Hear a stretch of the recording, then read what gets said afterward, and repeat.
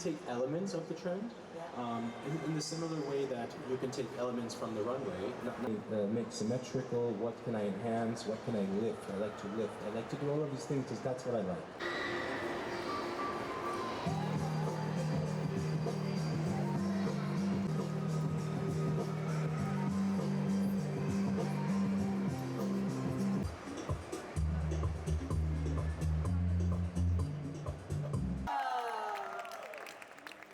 Hey Mario, please.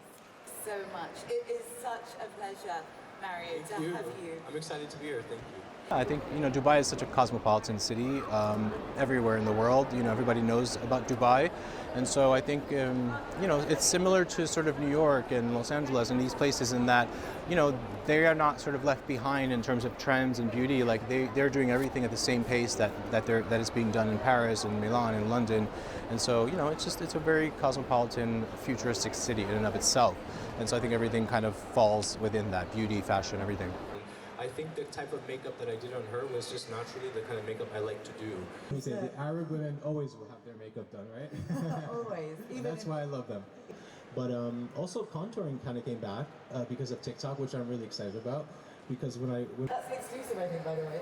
Get that onto Instagram quickly. Or TikTok, if anyone's on TikTok. If you're younger than that. Definitely for about a year, or certainly like quite a few months, makeup sales were not doing very well, obviously, as they were previously. Online, they actually had quite a large spike, which was actually interesting to see. And then now, the in-store is starting to pick up again. So, yeah, overall, I think people just kind of were in their sweatpants and pajamas and, not leaving the house. So naturally, they were not wearing much makeup.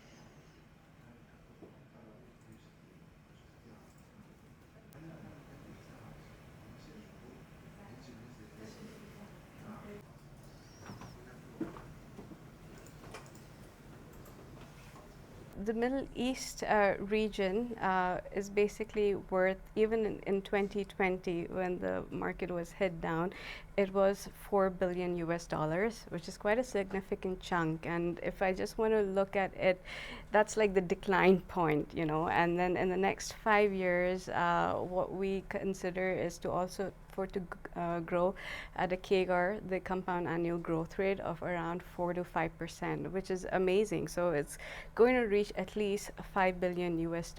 Now, when you compare to the world, that is quite significant.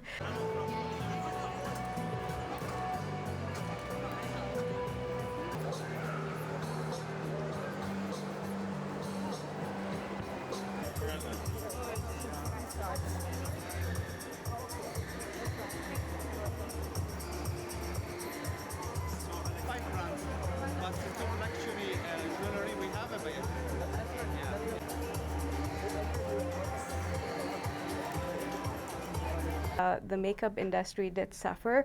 Globally, it was -16, but when we look at the Middle East region, it was like -10. So in the region, still we saw a little bit reduced impact compared to that of global within the color cosmetics section. So this is one thing we realized as the region had like pockets of lockdown relaxations. We saw in countries such as UAE, we had around only 3 months of lockdown. So once that opening happened, for example, we saw signs of recovery happening immediately.